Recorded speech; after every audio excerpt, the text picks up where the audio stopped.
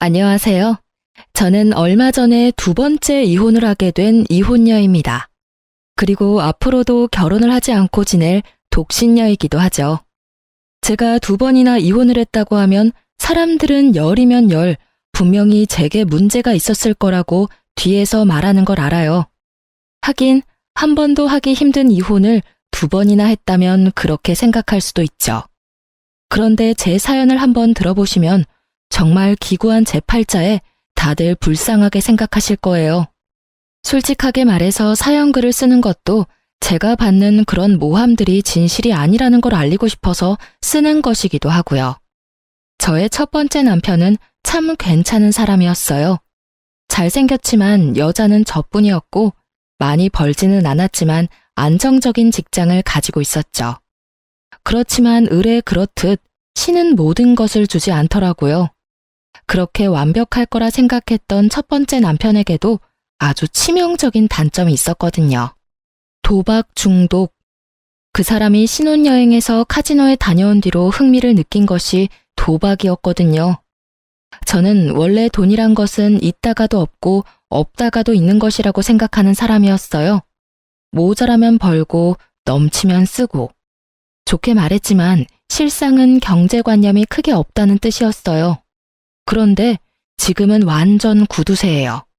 첫 남편이 모든 걸 날려먹고 그걸 모르고 있던 저마저 피해를 입었을 때 깨달았거든요. 돈과 관련된 일은 제대로 정신 차리지 않으면 무조건 호구가 되겠구나 하고요. 그래서 두 번째 남편은 신중하게 생각했죠.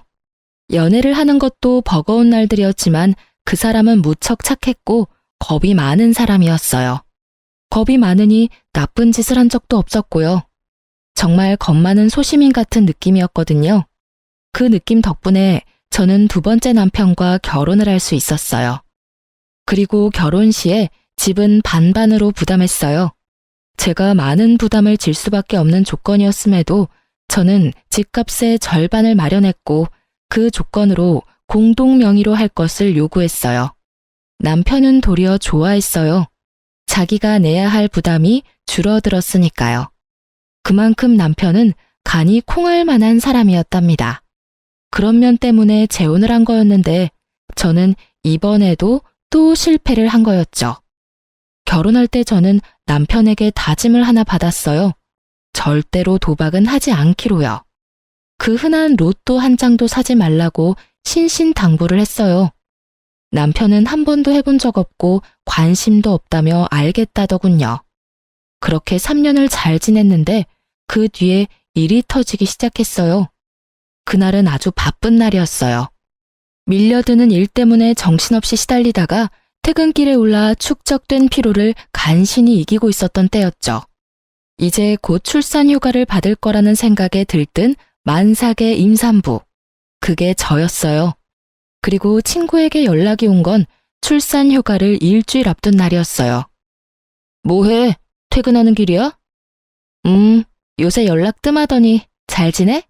웬일이야? 먼저 연락을 다 하고. 저의 절친이자 초등학교 동창인 친구였어요. 남자이긴 했지만 어릴 때부터 여성스러운 느낌의 친구라 여자애들하고도 잘 지내는 아이였거든요. 제 결혼식에 와준 친구 중에 남자였던 친구는 이 친구뿐이었어요. 나 좀 걱정되는 일이 있어서 전화했는데 내가 이거 이야기해도 되나 모르겠어. 혹시 너네 남편 주식하는 거 알아? 주식?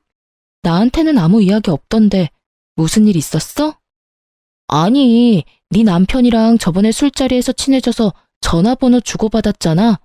그런데 요새 계속 좋은 종목 있으니 투자할 거면 자기한테 말하라면서 전화나 문자를 넣더라고. 딱 잘라내기 뭐해서 지금은 생각 없다고 했는데 그게 잘못이었는지 이제는 연락 와서 왜 주식을 해야 하는지를 나한테 설득시키더라고.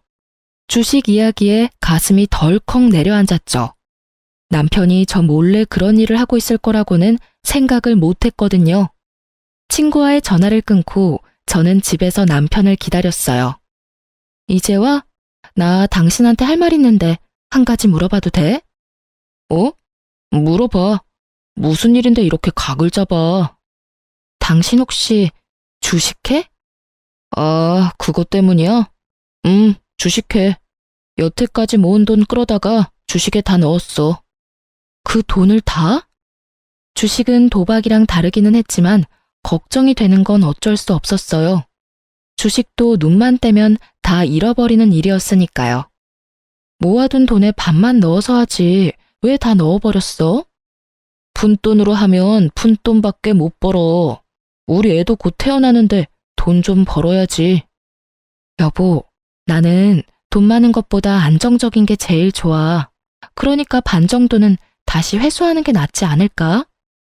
괜찮아. 다 잘 될 거야. 친구 녀석도 돈 많이 벌었다고 했거든. 남편이 말하는 친구가 누구인지 감이 오더군요. 남편이 소개시켜준 친구들 중에 제 레이더망에 딱 걸린 사람이었어요. 한눈에 봐도 허세가 있고 과시욕이 있는 사람, 그리고 말이 많고 하는 말마다 허풍이 섞인 사람. 사기꾼 같아 보이는 남자였는데 하필이면 그런 남자의 말을 듣고 주식에 입문했다니 저는 걱정이 이만저만이 아니었어요. 곧 태어날 아이 때문에 돈이 많이 모자란 상황이었고 제가 받을 육아휴직 급여는 모두 집 살 때 끌어다 쓴 대출금으로 나갈 예정이었거든요. 남편 월급으로 살림을 꾸려나가야 하는데 주식을 하고 있으니 나 다음 주부터 출산휴가야. 한 달이면 아이 태어나. 그리고 내가 받는 육아휴직 급여는 대출금으로 다 나가는 거 알지? 일단 한 달에 100만 원은 꼬박꼬박 나한테 줘야 해. 그래야 애도 키우고 살림도 하지. 저는 남편에게 부탁했어요. 월급 중에 다른 건 모르겠고 100만 원은 꼭 나에게 달라고요. 생활비가 없으면 어떻게 할 수 없잖아요. 그랬더니 남편이 걱정하지 말라고 하더군요. 걱정이 안 될 수가 없었지만 일단은 주의하며 남편을 살폈어요. 그리고 남편 월급날마다 남편에게 생활비부터 달라고 닥달했어요. 물론 닥달하지 않아도 충분한 상황이었지만 중요하다는 생각을 남편에게 심어주기 위해서 몇 달을 그렇게 했어요. 그런데 아무리 아껴 써도 돈이 나가는 건 어쩔 수 없더라고요. 게다가 3인 생활에 생활비 100만 원은 정말 있을 수 없는 일이잖아요. 당장 보험, 통신, 관리비만으로도 수십만 원이 나가는데 식비가 충당이 될 리가 없죠. 저는 남편에게 생활비를 더 늘려달라고 했지만 남편은 난색을 표하며 안 된다고만 할 뿐이었어요. 그렇게 전전긍긍하던 제게 좋은 생각이 났어요. 곧 있을 시부의 생일에 남편이 주식에 넣은 돈을 토해내도록 만들기로 한 거죠. 제가 시부 생일을 이야기하면서 뭘 준비해야 할까 물었더니 남편은 자기는 바쁘니 알아서 준비하라고 하더군요. 저는 알겠다고 말하고 아무것도 준비하지 않았어요. 준비하는 척만 했죠. 그리고 시부 생일에 남편과 시댁으로 향했어요. 남편의 형과 누나가 아버지 생일이라며 옷이며 지갑이며 현금을 갖다 바칠 때 저는 그냥 멀뚱멀뚱 쳐다보고 있기만 했어요. 그러자 남편이 제 옆구리를 툭툭 치더군요. 준비한 선물을 빨리 내놓으라고요. 그래서 저는 이 기회를 틈타 시부에게 말했어요. 아버님, 저희는 생일 선물 준비를 못했어요. 죄송해요. 남편이 요즘 주식하느라 여윳돈이 얼마 없거든요. 저도 육아휴직 중이라 돈도 많이 못 받는데 애 키우니까 돈이 많이 나가서 어쩔 수 없었어요. 제 말에 남편이 두 눈을 동그랗게 뜨고 시부가 깜짝 놀란 것 같더라고요. 너 주식하냐? 그런데 도대체 얼마를 주식에다가 넣으면 집에 생활비가 없어? 아버지, 그게 아니고 생활비로 100만 원은 줘요. 돈 안 주는 것도 아니고요. 그 100만 원은 관리비랑 보험, 통신비도 포함이잖아. 그거 빼면 50만 원도 안 남는 거 알지? 끼어들어서 그렇게 말했더니 시부 얼굴이 벌겋게 변하더군요. 너 그런 것도 제하지 않고 꼴랑 100만 원만 줬다고? 저 어린 손주 분유 한 통 사 먹일 돈도 없었겠네. 너는 다 큰 놈이 마누라의 자식 새끼 놔두고 도대체 뭐 하는 짓거리야? 아무리 돈 좀 벌어보겠다고 하는 주식이라도 정도라는 게 있는 법이다. 넌 대체 뭘 하길래 월급을 다 거기다가 때려 넣어? 아버지, 오해예요. 제가 저조차고 투자를 하겠어요. 다 우리 애를 위해서 돈 벌려고 그런 거죠. 그러니까 아버지가 이해를 좀. 그래서 너 얼마나 벌었는데? 네가 넣은 돈에서 얼마를 더 벌었어? 시부의 그 말에 남편이 말도 못하고 눈빛을 피하더군요. 딱 봐도 느껴지는 폭망의 기운이었어요. 너 설마 그거 다 날린겨? 그건 아니고요. 지금 상황이 안 좋아서 많이 떨어지긴 했는데 조금만 기다리시면 다시 올라올 거예요. 진짜요, 아버지. 그것만 올라오면 이번 손해는 다 덮고도 남을 정도고. 야, 이 자식이 아직도 정신이 안 들었어? 주식하다가 패가 망신 당한 것도 못 봤어? 능력이 안 되면 시작을 말았어야지. 네가 여태껏 주식에 관심도 없었는데 무슨 수로 수익을 내? 친구가 하라는 대로만 하면 금방 번다고 했단 말이에요. 친구 통장 보니까 엄청 돈 많이 벌었던데 저라고 왜 못해요? 이놈아, 네 분수에 맞게 살아. 주식은 아무나 해? 그것도 공부한 사람들이 하는 거지. 아무것도 모르는 초짜가 처음부터 한탕 벌어보자는 게 말이 되냐? 당장 돈 다 빼. 손해를 봤던 말던 지금 당장 빼지 않으면 내가 널 호적에서 파버릴 테니까. 시부의 서슬퍼런 목소리에 남편은 부들부들 떨며 그렇게 못한다며 버티더군요. 싫어요. 벌써 절반이나 잃었는데 지금 빼면 손해라고요. 시간이 지나면 올라올 테니까 그때까지 기다려주면. 그게 올라올지 망할지 네가 어떻게 알아? 내가 경고했다. 너 지금 당장 돈 다 안 빼면 너 집 살 때 아빠가 빌려준 돈 지금 당장 갚으라고 할 테니까. 결국 시부의 입에서 그 말이 나오고서야 남편은 포기했어요. 집에 돌아올 때 제가 남편에게 말했어요. 여보, 절대로 주식하지 마. 주식이나 도박이나 중독되면 정말 빠져나올 방법이 없거든. 그러니까 애를 봐서라도 우리 그냥 돈만 열심히 모으면서 살자. 그렇게 살아도 잘만 살아. 응? 이렇게 말하는 저도 돈을 많이 벌 수만 있다면 벌고 싶다고 생각은 해요. 하지만 주식이나 코인이나 뭘 아는 사람들이나 하는 거지. 모르는 사람이 시도하면 당연히 잘 될 리가 없겠죠. 게다가 멋모르고 도전했다가 쪽박 차면 다 본인 탓이지 누굴 탓하겠어요? 그런데 그런 제 말이 고깝게 들렸는지 남편이 버럭하더군요. 당신이 뭘 알아? 그리고 그렇게 살면서 언제 돈을 모아? 당신이 이렇게 하지만 않았어도 그 주식 진짜 빛을 봤을 거라고. 당신이 다 망쳤어. 어떻게 책임질래? 내가 뭘 책임져야 하는데? 당신, 나랑 애 생각은 해보기는 한 거야? 우리 생각했으면 당신이 그 많은 돈 절대로 주식에 투자 안 했을걸? 3천만 원이나 되는 돈을 다 집어넣는 게 어딨어. 초짜면 초짜답게 소액으로 굴리면서 공부부터 해야지. 처음부터 크게 한탕 해볼 생각으로 남한테 주입받은 종목에다가 다 쏟아붓고 그게 잘 될 거라 생각해? 그래서 지금 잘 된 거야? 벌써 떡상으로 하고도 남았어야지. 벌써 당신 반이나 잃었잖아. 제 정론에 남편도 할 말이 없는지 입만 닫고 거칠게 운전만 하더군요. 그리고 나중에 알고 보니 남편이 투자한 종목은 쪽박 찼어요. 그리고 중간에 반을 잃고 주식을 매도한 남편은 그나마 그거라도 살릴 수 있어서 다행이라고 생각하더라고요.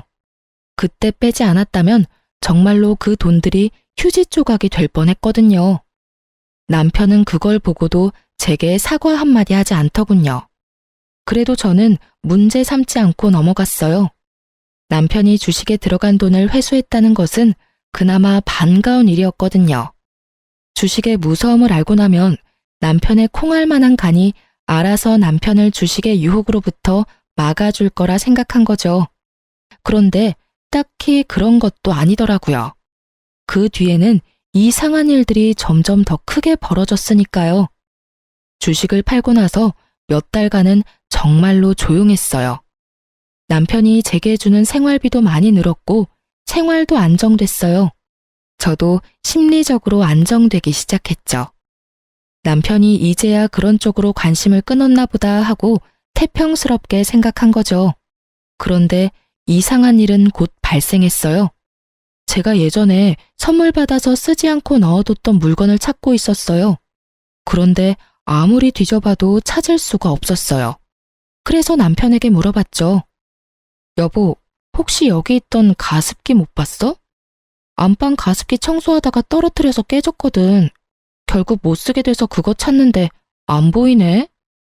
찾던 가습기는 친정오빠가 출산할 때 선물해준 물건이었어요. 남편은 모르겠다고 하더군요. 그래서 이상하다 싶었어요. 제가 뭔가 정리하다가 잘못 버려버렸나 싶은 생각이 들 정도였죠. 그러면서도 그럴 리가 없는데 하고 생각하던 제게 또 그런 일이 일어나 버렸어요. 여보, 베란다에 넣어둔 밥솥이 안 보이는데 혹시 어디 갔는지 알아? 그 밥솥은 제가 산 밥솥이었어요.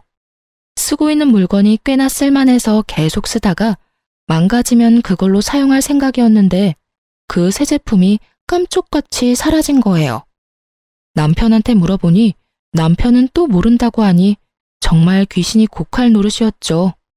그래서 저는 혹시나 싶은 마음에 중고 사이트를 들어갔어요. 제가 찾던 밥솥과 가습기 이름을 검색했더니 중고 물건을 올려놓은 사람들이 몇 보이더군요. 그런데 최근 물건 중에 제 물건과 똑같은 물건이 있더라고요. 그리고 그걸 올린 사람이 똑같은 사람이라는 걸 알고서는 그대로 놀라버렸어요. 바로 그 아이디가 남편의 아이디였거든요. 게다가 더 화가 난 건 산지 얼마 안 된 물건도 미개봉 물건도 모두 가격을 반이나 후려쳐서 팔았다는 거였어요. 그 돈이 다 제 주머니에서 나오는데 집에서 남편에게 이야기해봐야겠다 싶어서 그날 빠르게 집으로 갔는데 이번에는 공기청정기가 사라졌더라고요. 얼마 전에 제가 구입한 최신 제품이었거든요. 여보, 여기 있던 공기청정기 어디 갔어? 아, 그거 팔았어. 어차피 별로 효과도 없잖아. 정말 천연덕스럽게 말하는 남편을 보면서 저는 온몸에 소름이 돋는 기분이었어요. 그걸 자기가 왜 팔아? 내가 내 돈 주고 산 거야. 팔아도 내가 팔아야지. 그거 꼴랑 얼마 한다고? 돈 없어서 팔았어. 됐어? 당신이 매달 가져가는 돈 때문에 그렇잖아. 내가 가져가는 돈이 얼마나 된다고 이래? 돈이 없냐고? 나 다시 일 시작하고 생활비 주는 것도 반으로 줄었잖아. 당신 월급은 다 어디다 쓰는 거야?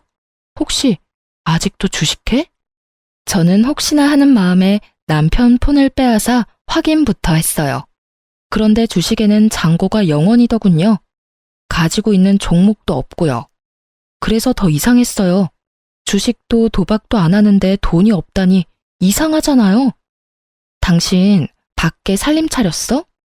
제 말에 남편이 어이없다는 듯이 한숨을 내쉬더군요. 무슨 헛소리야. 그냥 돈이 좀 필요했었어. 내가 돈 어디다 쓰는 것까지 당신한테 말해야 해? 내가 산 물건 팔아치우는데 그걸 내가 몰라야 될 이유도 없지? 말해봐. 그 돈 다 어디다 써? 아니면 당신 혹시 잘렸어? 아니야, 아니라고. 에휴, 너하고 무슨 말을 하냐. 됐다 됐어. 말해보라고. 당신 가습기랑 밥솥도 당신이 갖다 팔았지? 그래, 내가 했다. 됐냐? 돈도 얼마 안 되는 거 팔았다고 생색은. 나중에 갚아주면 될 거 아냐. 그렇게 말하면서 남편이 기분 나쁘다는 티를 팍팍 내면서 밖으로 나가버리더라고요. 그리고 그때 친정엄마에게 전화가 왔어요. 너 잘 지내고 있니? 응, 엄마 무슨 일로 전화했어? 바쁜 일 아니면 내가 다시 전화할게. 아, 바쁜 건 아닌데 네가 꼭 알아야 될 일이라서 전화했는데. 무슨 일인데? 이 서방이 좀 이상하지 않니? 얼마 전에 뜬금없이 우리 집에 찾아와서 돈 좀 있냐고 묻더라고. 무슨 일로 그러냐고 했더니 투자를 해주겠다고 하던데. 아무래도 너 첫 번째 결혼해서 그런 일로 이혼했으니까 좀 걱정돼서. 뭐? 투자? 그제야 남편이 뭘 하려는 건지 알게 됐어요. 도박도 아니고 주식도 아닌 투자. 당시 유행 중이던 코인이었죠. 설마 돈 빌려줬어? 돈을 왜 빌려줘? 나 돈 없다고 했지. 그런데 이 서방 괜찮긴 한 거니? 모르겠어. 일단 알겠으니까 끊어봐. 혹시라도 아빠나 오빠한테도 잘 말해도 절대로 돈 주지 말라고. 저는 열이 받을 대로 받았어요.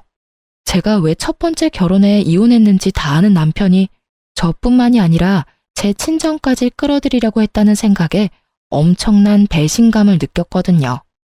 저는 남편에게 문자를 보내서 당장 집으로 돌아오라고 했어요. 돌아온 남편은 못마땅한 모습이었고 저는 가까스로 분노를 참으며 대화를 시작했어요. 당신, 우리 엄마한테 돈 있으면 투자해주겠다고 했다면서? 그래, 어차피 당신한테 이야기하면 말 시작도 못하고 끊어냈을 거잖아. 그러니까 장모님한테 먼저 말 꺼냈지. 당신 정신 나갔어? 내가 왜 저번 남편이랑 이혼했는지 몰라서 그래? 도박 중독이었다며. 그거랑 나랑 무슨 상관인데? 내가 언제 도박장 들락날락거렸어? 그 사람은 돈 갖다가 불법적인 일에 퍼부은 거고 나는 주식이랑 코인이라는 합법적인 일에 쓰고 있잖아. 코인이랑 주식이 불법이냐? 내가 말했지. 아무것도 모르면 당신이 가지고 있는 소액부터 시작하라고. 그런데 우리 엄마한테 돈을 빌리려고 했잖아. 거기서부터가 문제인 거라고. 그리고 도박이랑 주식 코인이 다르긴 왜 달라? 똑같아. 소액으로 허용 가능한 범위 내에서 하는 건 다 합법이지. 그런데 당신이 감당 못할 금액으로 다 퍼붓고 집안 세간살이까지 팔아가며 하는 건 중독이야. 도대체 코인은 누가 가르쳐 준 거야? 코인도 그 미친놈이 하라고 하든? 그래? 그래, 그 친구가 알려줬다. 왜? 그래서 뭐가 문젠데? 당신한테 손 벌린 적 없잖아. 내가 내 돈 쓰는데 도대체 왜 이렇게 참견질이야? 아, 진짜 열받아서. 그리고 도움 하나도 안 되는 당신보다 훨씬 도움되는 친구가 그 친구거든? 내 친구 욕하지 마. 잘하는 짓이다. 친구 이야기는 그렇게 새겨 들으면서 집안에 있는 돈은 있는 돈 없는 돈 다 끌어다 탕진하면서 와이프 말은 귓등으로도 안 듣지? 정신 좀 차려. 제가 아닌 친구를 감싸는 남편 놈을 보며 저 인간이 제정신인가 하는 생각이 들더군요. 지금 뭐가 문제인지를 전혀 모르고 있더라고요. 전 남편이 보였던 얼굴과 똑같은 얼굴, 똑같은 눈빛을 하고서요. 제발, 제발. 당신 진짜 중독이야. 이러다 나중에 어떡하려고 이래. 저는 거의 울부짖듯이 남편에게 소리쳤어요. 이 결혼만큼은 망치고 싶지 않았어요. 그래서 부탁했는데 돌아오는 말이 제 예상과는 달랐어요. 내가 왜 중독이야? 당신 전 남편 같은 사람이 중독이지. 내가 대출 끌어다 코인에 넣는 거 아니잖아. 내가 쓸 수 있는 돈으로 하고 있잖아, 지금. 너 전 남편한테도 이런 식으로 굴었어? 전 남편도 사실은 별거 아니었는데 도박 중독인 것처럼 꾸며서 이혼했어. 중독이 뭔지 몰라서 그래? 있는 돈 다 끌어다 쓰는 게 중독이야. 지금 당신 꼴을 좀 보라고. 거기다가 우리 엄마한테 돈까지 빌리려고 했잖아. 당신 진짜 어쩌려고 이래? 결국은 안 빌렸잖아. 그럼 된 거 아니야? 멀쩡한 사람 중독자 만드니까 기분 좋아? 너랑 대화하면 답답해 돌아버리겠다고. 앞으로 이런 이야기 할 거면 나한테 말 걸지 마. 저는 이미 남편이 중독되었다는 사실을 알게 됐어요.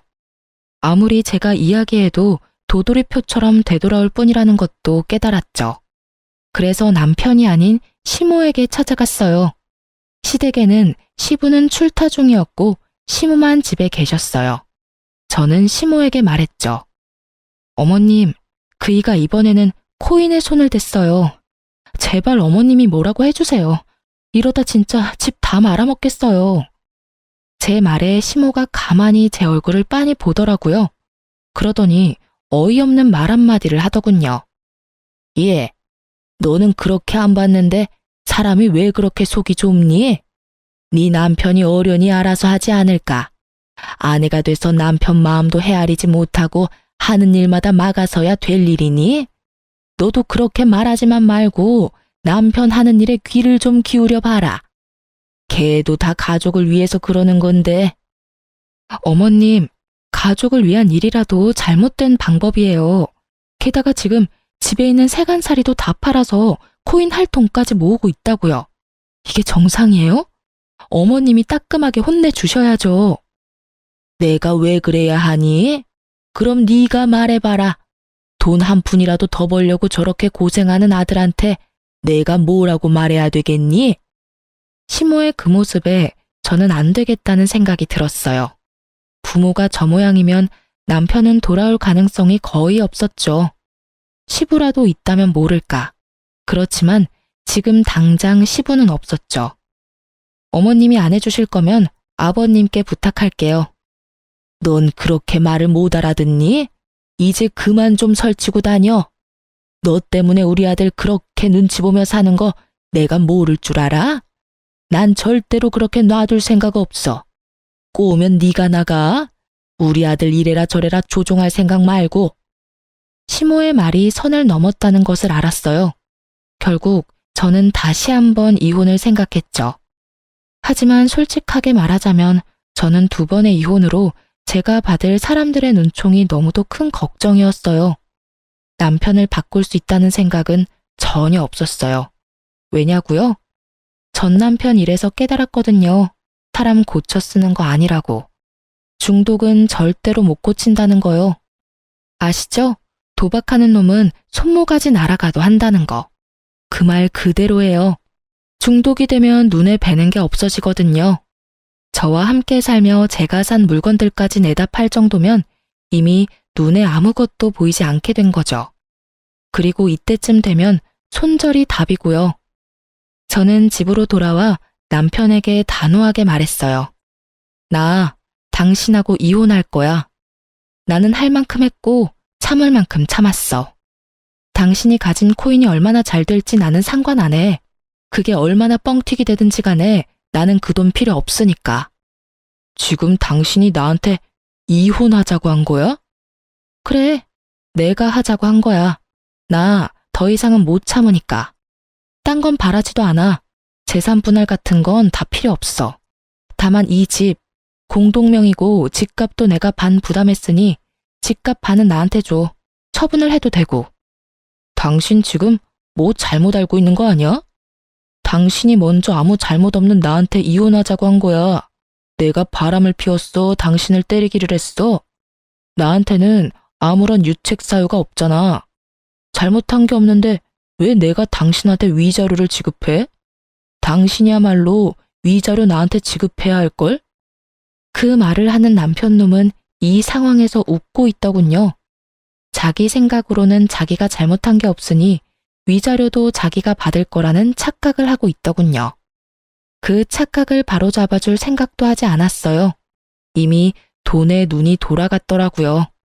그 돈을 코인에 집어넣을 생각으로 가득 찬 남편놈을 보니 씁쓸하기도 하고 착잡하기도 하고 짜증이 나기도 했어요. 이번에도 망쳤다는 생각부터 저놈은 뭘 믿고 저렇게 당당한가 싶은 생각까지 들었죠. 맘대로 생각해. 나는 내 권리 주장할 거고 이혼 소송도 필요하면 할 거야. 당신 얼굴 더는 보기 싫으니까 나는 친정에 있을게. 저는 그렇게 말하고 집에서 나왔어요. 그리고 그날 이후로 남편놈은 열심히 돈을 빌리러 다니더군요. 카드부터 시작해서 제가 하지 말라고 했던 자동차 담보대출까지 받았더라고요. 애 물건 놔두고 온 게 있어서 2주 만에 집에 갔더니 수북하게 쌓여있는 고지서부터 시작해서 텅 빈 집안이 보이더군요. 이미 팔 수 있는 건 다 팔아먹었더라고요. 가격이 나가는 건 전부 다요. 그걸 보면서 어찌나 기가 차던지 이혼하자 말한 게 정말 제 삶을 살렸다는 생각이 들었어요. 저는 집만 챙겨서 밖으로 나왔고 전화 한 통을 받았어요. 남편 사촌 형님이었어요. 네, 안녕하세요. 어쩐 일로 전화까지. 아니, 내가 좀 급해서 그런데 저번에 빌려준 돈 돌려주면 안 될까요? 갑자기 돈을 돌려달라니 당황했죠. 네? 무슨 돈을 말하는 건지. 왜? 그때 남편 통해서 빌려간 돈 있잖아요. 투자해준다고 들고 간 돈 지금 좀 필요하거든요. 죄송하지만 제 계좌로 보내셨나요? 그건 아닌데 남편 앞으로 보냈는데요. 저는 받은 바 없고 투자를 한 적도 없어요. 그런 말을 했다면 제 남편이 가지고 있겠죠. 저한테 전화하셔도 그 돈은 못 돌려받으니 남편에게 말씀하세요. 그치만 돈은 와이프에게 있다고 하던데요. 제 금융기록 보여드릴게요. 전 받은 적 없어요. 그리고 저는 전 남편이 도박 중독으로 이혼해서 주식, 코인, 도박 이런 거 일절 안 하거든요. 만약 투자를 해주겠다고 했다면 제가 아니라 남편이겠죠. 뭐 때문에 제 이름을 빌렸는지는 모르겠지만 좋은 의도는 아니었던 것 같으니 남편에게 꼭 돈 받아내셨으면 좋겠네요. 그렇게 전화를 끊고 나니 정말 참던 화가 폭발하는 기분이었어요. 이 인간이 제 이름을 팔아서 돈까지 빌렸다는 사실이 진짜 참을 수 없었어요. 도박 중독자의 행동으로 피해를 본 저에게 이번에는 코인 중독자가 피해를 주려 한다는 사실이 진짜 웃음이 나올 정도로 어이가 없고 열불나는 일이었어요. 결국 이혼 소송 결과 저는 위자료를 받게 됐어요. 남편 놈은 제게 위자료와 집값의 반을 지불해야 했고요. 당연한 수순이었어요. 감당 안 될 만큼의 빚을 코인과 주식에 투자하는 남편을 법원에서 그냥 두고 볼 일 없잖아요. 그런데 막상 남편은 가진 돈이 아예 전무했어요. 제게 위자료를 받을 거라고 생각한 남편 놈이 대출을 미친 듯이 당겨서 받았더라고요. 이 와중에 집이 그나마 멀쩡했던 건 공동 명의였기 때문이었어요. 이름이 두 사람 걸려 있으니 대출 진행이 안 되었더라고요. 찾아보면 공동 명의라도 대출되는 곳이 있다고 하던데 그건 몰랐던 것 같더라고요. 하긴 그렇게 하더라도 한 사람 지분만큼만 대출이 가능했겠지만요. 왜 우리 이혼이 당신 잘못이 아니라 내 잘못이야? 이건 뭔가 잘못됐어. 잘못됐다고. 잘못된 거 하나도 없어. 이게 법원의 결정이야. 그러니까 지금이라도 코인 다 팔고 털고 나와. 그 돈만 있어도 당신 사는 데는 불편함 없을 테니까. 저는 정확하게 남편이 얼마를 코인에 넣었는지 몰랐어요. 그리고 코인의 손익이 어떻게 되는지도 몰랐죠. 다만 한 가지는 정확하게 알 수 있었어요. 언제 빼더라도 빨리 뺄수록 덜 손해본다는 걸요. 왜냐면 코인이 잘 되면 돈을 저렇게 빌릴 리가 없어요. 잘 되면 잘 된 걸로 불려서 또 하면 되니까요. 게다가 코인이 잘 되고 있었다면 제게 순이익을 보여줬겠죠. 아는 척 하지 마. 당신이 뭐든지 다 알고 있다고 생각하는 것 같은데 나는 이번에는 포기 안 할 거야. 저번에 주식할 때도 당신 때문에 제대로 해보지도 못하고 다 털어야 했잖아. 이번에는 절대 달라. 내가 받은 정보대로만 하면 2배, 아니 3배까지 뛸 거라고. 당신이나 그때 가서 후회하지 마. 돈 없다고 나한테 들러붙지도 말고. 남편의 그 말은 어디선가 들은 말이었어요. 전 남편이 딱 저렇게 말했거든요. 크게 한탕할 거다. 그때 가서 후회하지 마라. 너한테는 한 푼도 안 줄 거다. 그러고서 지금 살고 있는 꼴을 보면 정말 폐인이 다 된 채로 살고 있거든요. 저는 남편 놈의 저 말에 의미를 둘 필요를 못 느꼈어요. 게다가 이 이혼을 빌미로 돈을 더 끌어다 쓰는 그 지독함에 제가 질려버린 거예요. 이미 건널 수 없는 강을 건넜구나 싶었어요. 저와 애라도 살아야 했으니 저 남자를 강제로 떼어냈어요. 산 사람은 살아야 하지 않겠어요? 그럴 일 없고 난 그렇게 번 돈도 필요 없어. 일하는 걸 그런 식으로 다 털어먹고 싶다는데 내가 말릴 이유도 없지. 그리고 이혼하게 되면 더 이상 그럴 필요도 없고 대신 우리 애한테 연락하지 마. 코인 중독자가 애 아빠라고 가르쳐주고 싶지 않으니까. 그리고 당신이 잘 되든 못 되든 앞으로 나한테 연락하지 마. 나는 당신을 이해할 수도 없고 이해하고 싶지도 않은 사람이거든. 그러니까 다시는 마주치지 말자. 저는 모든 게 그냥 무의미하다는 생각이 들었어요. 화를 내고 싶은 마음도 그저 싹 사라졌죠. 지금이라도 이 사람을 설득하면 가정을 지킬 수 있을지도 모를 거라는 꿈 같은 희망 회로를 돌릴 수 있는 상황이 아니었죠.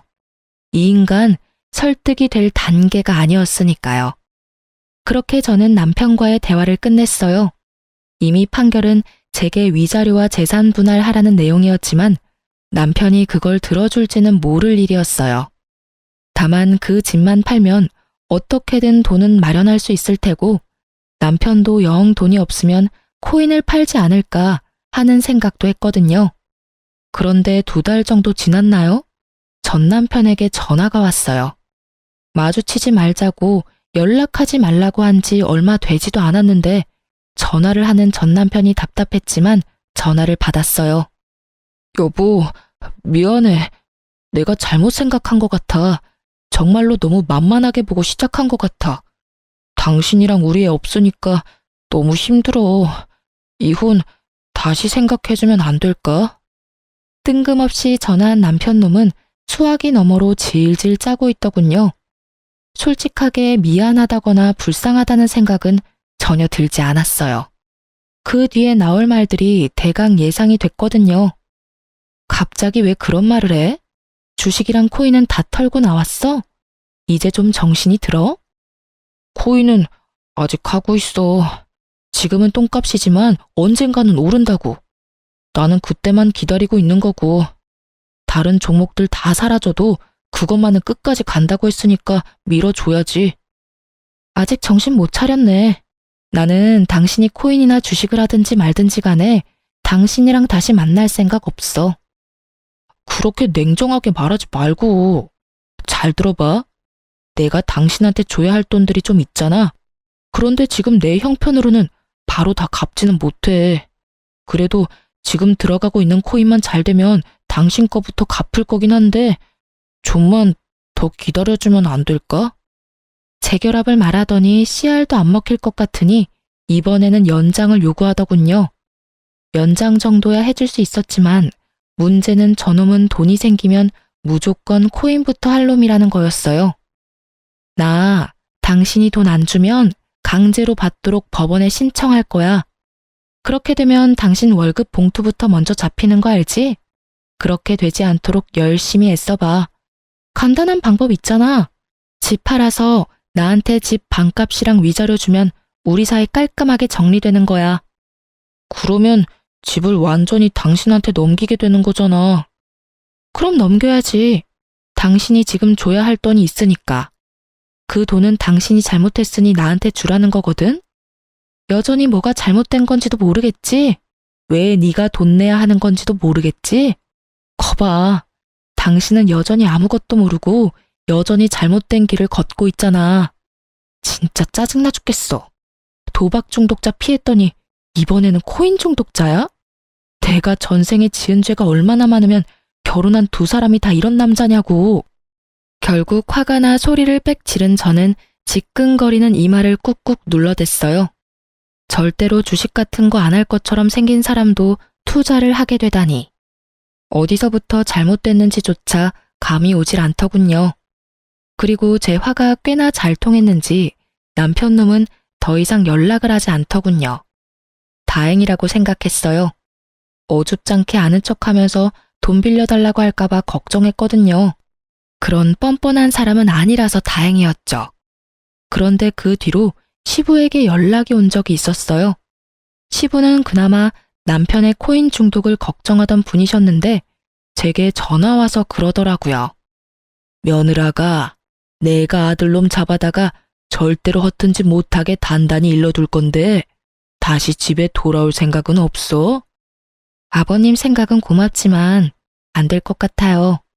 남편은 이미 제 이야기에는 귀를 기울이지 않거든요. 그놈이 늦바람에 정신을 못 차려서 그래.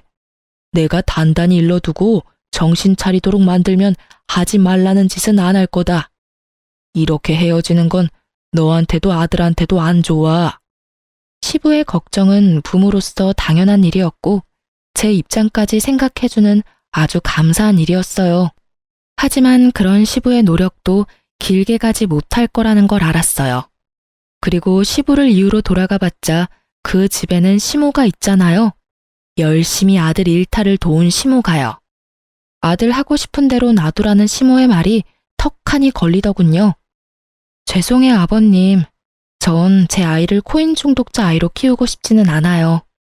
그리고 가난을 물려줄 생각은 더더욱 없고요. 그러니까 더 이상 제게 전화하셔도 의미는 없을 거예요.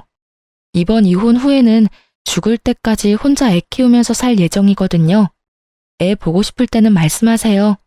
아버님 혼자만 오시는 거면 애 보여드릴게요. 그렇게 말하고 전화는 끊었어요. 그 뒤로 연락이 오지는 않았어요. 시부는 남편의 집을 팔도록 강요했더라고요. 안 팔고 어떻게든 돈을 빼려고 용쓰다가 시부에게 들킨 남편은 결국 시댁으로 다시 들어가게 됐고요. 허튼 생각은 하지도 못하도록 시부에게 감시를 당하며 살고 있다고 하더군요. 그리고 그 이후에 남편을 한번 만난 적이 있어요. 완전히 거짓골이 다 되어 있더군요. 남편은 사무직으로 양복을 입고 회사를 다녔었어요. 그런데 오랜만에 본 그 사람은 작업복을 입고 공사장에서 힘든 일을 하고 있더군요. 저는 제 눈이 잘못된 거라고 생각했어요. 일용직이 돈을 아무리 많이 줘도 남편의 직장만큼 돈을 많이 주지는 않았거든요. 사무직이라도 꽤 잘 버는 직장이었는데 왜 그만뒀나 싶었는데 나중에야 그 사실을 알게 됐어요. 제가 남편 사촌에게 돈 갚으라는 연락을 받은 적이 있었잖아요. 남편은 제 이름을 팔아서 주변 사람들에게 돈을 빌리고 다녔더라고요. 그렇게 여기 조금 저기 조금 빌린 돈들이 꽤 규모가 커진 데다가 그렇게나 고대하며 기다리던 코인도 완전히 폭삭 망해서 그 코인 자체가 사라져버리는 엄청난 일을 겪었다고 하더군요. 그때 당시에 팔았으면 조금이나마 건질 수 있었을 텐데 결국 기댈 곳이 아예 사라진 남편놈은 가지고 있던 집부터 팔아서 제게 주고 나머지 빚을 갚아야 할 사람들에게는 일을 그만두고 나온 퇴직금을 받아 빚을 갚았다고 하더군요. 참 웃긴 일이 아닐 수 없어요. 처음부터 제 말을 들었더라면 이렇게 고생할 일도 없고 멀리 돌아갈 일도 없었을 텐데 결국 그렇게 직장 그만두고 다른 직장 들어가려 해도 나이는 많고 그렇다 할 경력은 없는 상태라 같은 직군에서는 취직할 곳이 없었던 모양이에요. 결국은 가장 쉽게 접근할 수 있는 걸 하기로 한 모양이었죠. 세상에 주식이나 코인으로 떡상했다는 사람이 많아질수록 그 밑에 들어가는 이런 소시민들의 돈이 많이 흘러가는 거예요. 저 사람은 되는데 나는 왜 안 돼? 같은 마인드가 사람을 집어삼켜버리는 거죠. 그리고 마누라며 자식이며 다 내팽개치도록 만들어버리고요. 참 무서운 일이에요. 어쨌든 저는 신혼집이었던 집 한 채만은 제 것으로 만들어 아이랑 잘 살고 있어요. 첫 번째 결혼에서는 공동명의 같은 거 없었거든요. 제가 30% 정도 부담을 했음에도 첫 번째 남편 이름으로 해놨었죠. 그랬더니 결국 남편은 그 집마저 다 날려버렸더라고요. 담보대출 한도 끝까지 꾹꾹 눌러담아 다 빼먹고 결국은 제게 줄 위자료도 제대로 갚지 못했거든요. 그래서 처음에 결혼할 때 최대한 제 지분을 넣어서 공동명의로 집을 산 거예요. 공동명의라면 몇 개의 대출기관에서는 상대방의 허락 없으면 대출이 안 되는 걸로 알거든요. 아니면 대출 한도가 확 줄여준다든지 그렇더라고요. 이 집 하나만이라도 살리기 위해 제가 얼마나 노력했는지. 집을 살 때 내 지분이 조금이라도 들어가면 무조건 공동명의로 하는 게 현명한 선택일 거예요. 한번 크게 당해본 경험자가 하는 말이니까요. 주식, 코인 중독자 남편과 재산 없이 이혼하게 된 것도 열받는 판국에 집마저 날려먹을 수는 없잖아요. 집만 있으면, 아니 최소한의 미천이라도 있으면 어떻게든 사라지게 되어 있거든요. 사실 두 번째 이혼을 하고서는 많이 힘들었어요. 초혼도 아닌 재혼을 해서 또 이혼한 거였으니까요. 사람들이 제 탓이 클 거라 예상하며 물어뜯었죠. 그게 너무 스트레스였어요. 그렇지만 지금 주변 사람들도 제 결혼에 대해 대충 알고 있고 저를 이해해 주고 있어요. 그리고 지금 이 글을 읽어주시는 분들에게도 감사의 말을 전합니다.